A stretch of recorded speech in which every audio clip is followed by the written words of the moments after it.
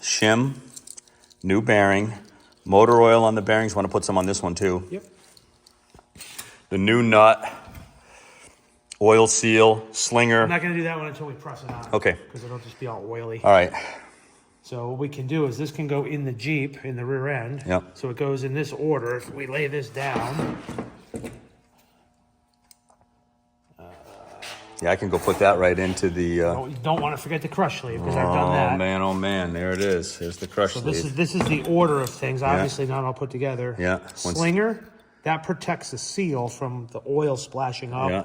and blowing by this. And then the seal, And then a washer. obviously the yoke would be on next. Yeah, Washer the yoke, and the nut. washer nut, a little bit of goop. We put some silicone on that washer too, right? Do we put any Loctite on that nut? Is that necessary to No, use? this is a mechanical locking nut. You okay, can I see see the it's got some stakes, and if detents you look in at there. it, it's not truly Yeah, round. right. So it goes on really So tight. that's why they say single use only. Okay, single use only. Yep. One or two uses. All right. So what we're going to do at this point is we're going to put the bearing in. Yep. The slinger and the seal will hold it all in there, and then this will be set. Okay, so you can see that the oil seal, he's just kind of getting it all nice and level and trying to get that started. Inside is the outer bearing as well as the slinger. Okay, a little bit of pressure you can see here. Now this is the inner pinion bearing. So you can see there's a race right there. I want to make sure that this thing can spin. And basically what's happening is the pinion itself is just being pressed right through the bearing.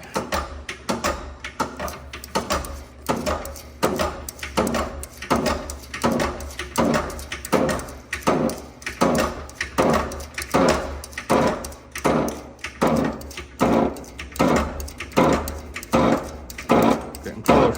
There you go. Yeah. Beautiful. So, the new pinion is in. It's not, we didn't do the preload or torqued it, but you can see that it's in place. We've got the, the splines were siliconed and so forth. You can see the new nut and the washer behind there. The crush sleeve was on it. So that's a pretty big deal. Here, show this. This is pretty cool.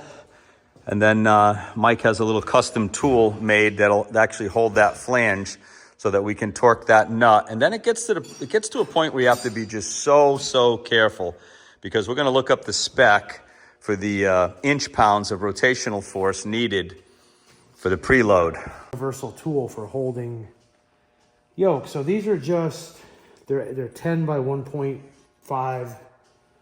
You can see they actually got a little twist to them maybe. Yeah, well, so much massive torque on that thing. So what we did was we spaced these out to fit these two unused holes in the yoke.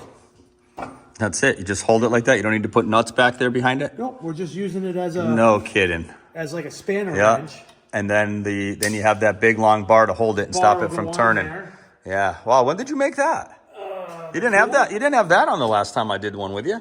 Yeah, no, we Because we used this after. yeah, because we bent the bolts on the flange for the drive shaft. Okay. Wow, smart.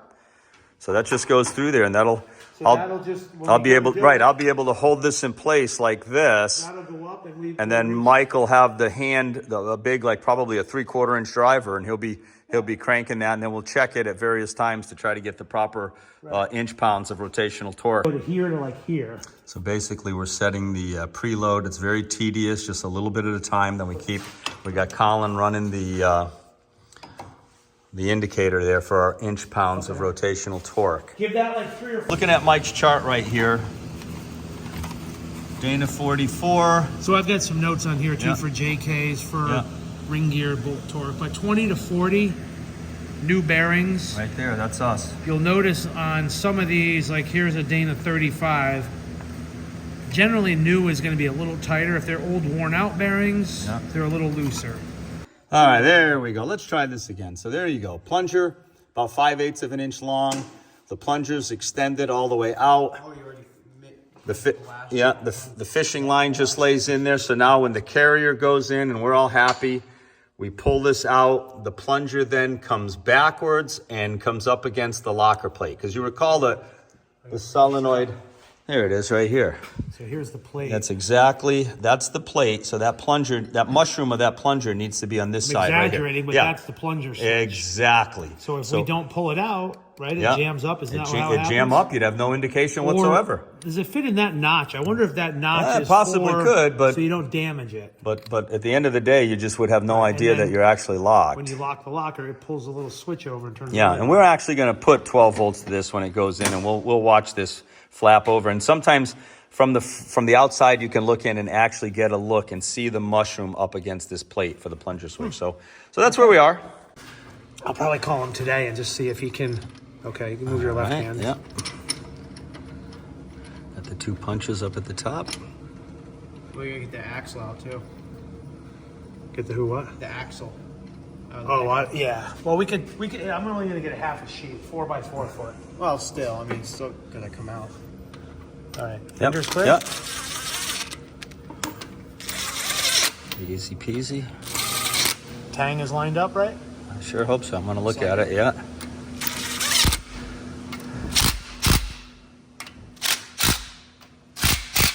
Again, I'm sorry. So there we go. Mike's got his digital camera out, and that's a perfect shot. It's like a camera that reaches back in there, and you can see that the plunger is on the right side of the locker plate. Perfect. That's a good tool right there. Nice piece of equipment. Good job. On the end too. All right. Crisscrossing the bearing caps, 85 foot-pounds on the Dana 44.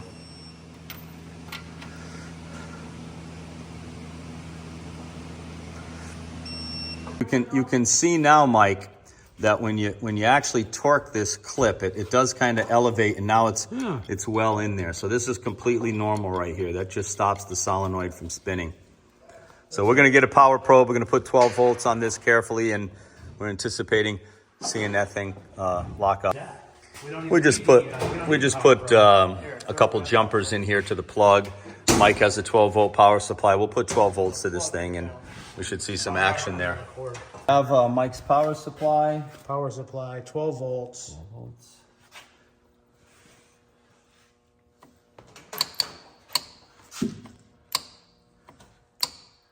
You can see as Rick energizes it, whatever it was, I use it all the time.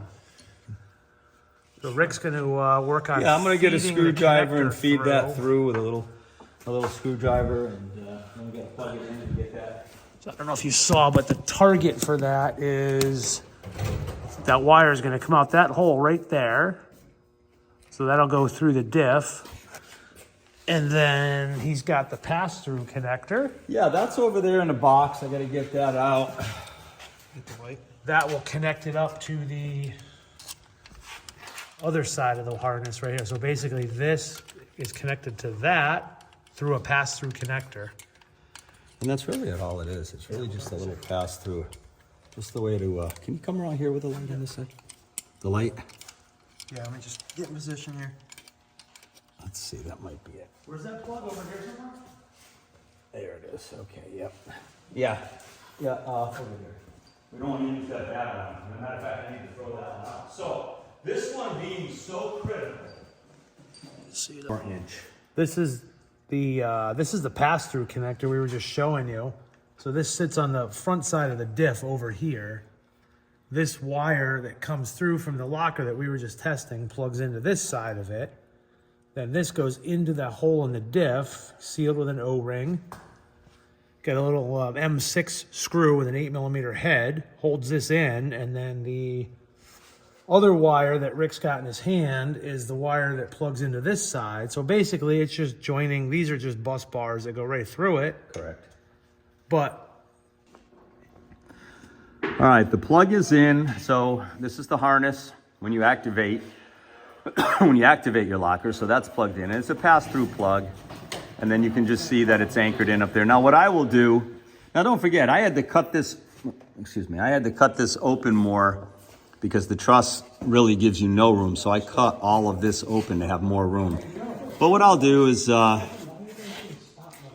maybe I'll take some rubber tape or some electrical tape and put it around that, because you don't want to have, I mean, this has been deburred and so forth, but basically I had a lot of duct seal in there, and it just kind of protected it really nice. So That's just something here's an example of the duct seal. It comes off, it's like clay, but what it does is it completely encases the plug. It just really allows you to be totally underwater and whatnot, not have any issues whatsoever. Admittedly, it's a little hard sometimes to take the time. It's like hardened clay and you just kind of peel it off, but I find it's really works well. So now you're gonna see Colin doing some welding. What are we doing? This is the retaining bracket right here. And a couple of these studs were starting to turn. So basically just doing a little tack from the stud to the back of the plate. And then that way they won't turn it all on me.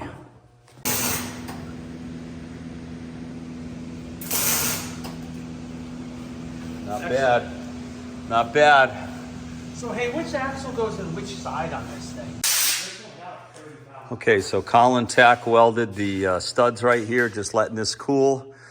Just as an installer note, the driver's side is about an inch shorter than the passenger side. So the short drive shaft, the short axle shaft goes into the driver's side of the axle housing.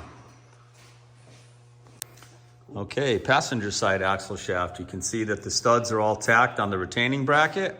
We're just letting that cool, and then that will be going in. And once again, this is the longer side of the two, the passenger side. That's pretty crazy. This is the front Dana 44 gear. The rear, same bolt pattern. The rear is beefier and bigger, Dana 44s. Mike just pulled that off. We decided we're gonna keep the bearing on the solenoid side. We do not feel there was anything wrong with it. We don't think it's worth all the time and aggravation. We really went through hell trying to get that bearing off of the spigot there. So meanwhile, over here, you can see that we got the carbon axles in, passenger. The nuts are tightened up, speed sensors in. Okay, this axle's in as well. Just got to put the speed sensor in right there. So we're making some headway. I guess I kind of assumed. All right, so Mike made an interesting discovery. So there clearly is a difference. Well, we know there's a difference just in price tag alone when you go to buy a rear locker versus a front. But the front locker has 7/16 holes right here. So you can see that you actually end up using a smaller bolt to attach.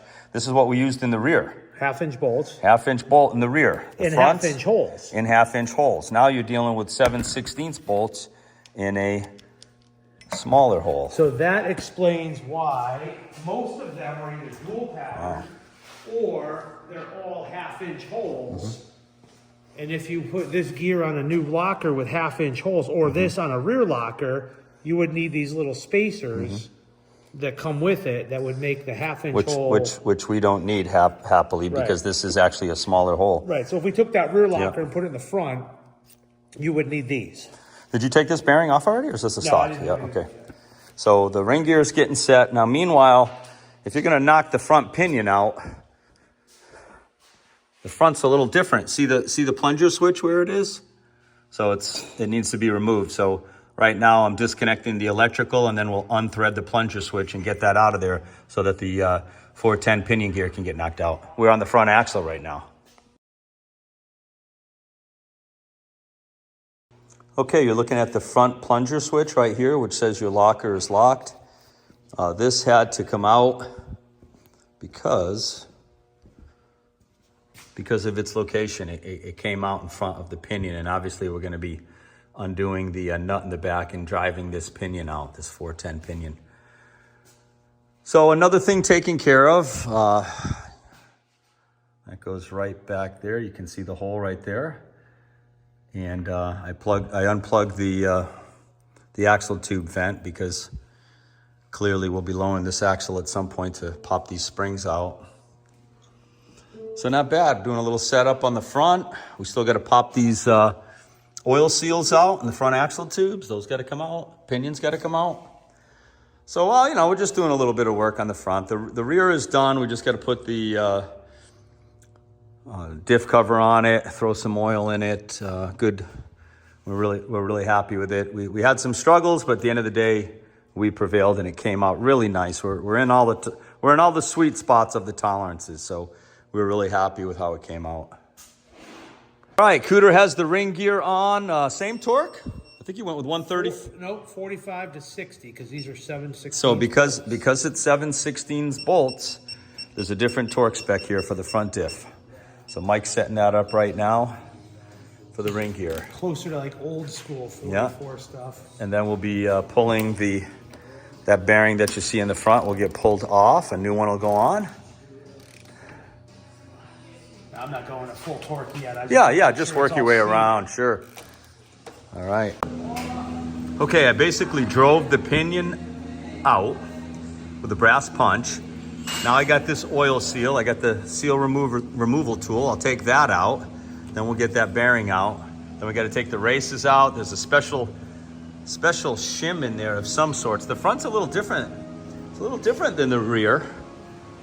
And I noticed it right away when I looked at the crush sleeve. The crush sleeve on the front is much larger than the rear.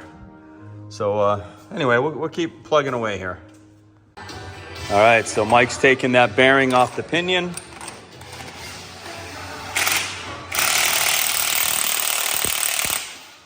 There it goes. Nice job. Needs like that extra half. Yep. All right, so over here, the seal is out. Now I'm gonna get his race punches. And from the other side, I'm gonna hit these races out. And then we'll get ready to install the new races. So that's what I'm working on. All right, I'm taking some time to show you this. So see this race right here? Behind the race is like another metal, basically, I guess it's just an oil holder. You can see it's getting badly damaged because I'm on the other side from underneath the Jeep and I'm using the race punch and I gotta punch this race out. So you can see that race right there. I got to drive that out of the axle housing from underneath the Jeep. I already got the outer race already knocked out. That one I punched out from this side. So that's what I'm working on. Okay. You can see it right there. So we have a new one in the rebuild kit. And then there's the inner race right here. You can see this thing gets mangled knocking it out with the punch. But it's out. That's the important thing. Okay, so I placed the new race in there. And that slinger piece, it's a very thin piece of metal is behind it. So I'm gonna use this punch right here, this race install tool. And I'm gonna get that thing centered and start driving that in. And then from the other side, we'll put the outer race in. This is the inner race.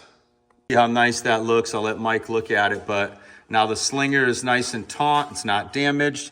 You can see that the race just pounded in there beautifully and you could hear the difference. So now where's the other one, Mike? Okay, so this is the outer race. Takes a different size race install tool right there. And you can see it's just a big piece of steel and it goes across this. This is aluminum, so it doesn't hurt the steel whatsoever.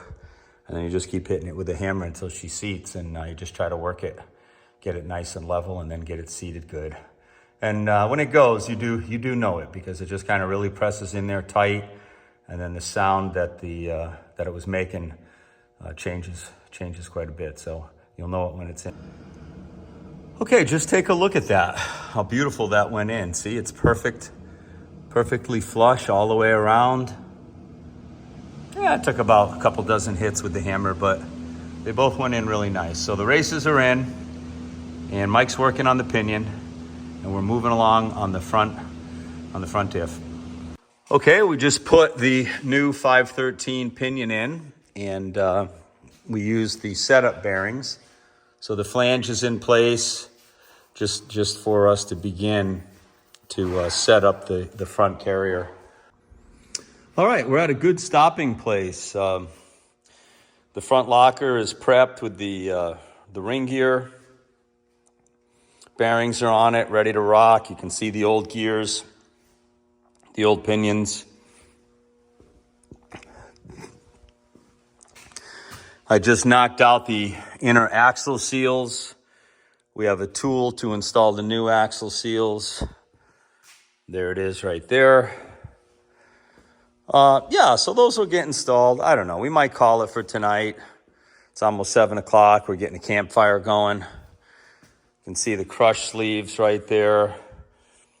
The slinger, the seal, the shims, the finish bearings. So the the front pinion is in for us to start doing some of our setup. You can see it right there. That'll probably be tomorrow. But all in all, I mean, we had a couple things slow us down today, but not a bad day. Not a bad day at all. Coming along.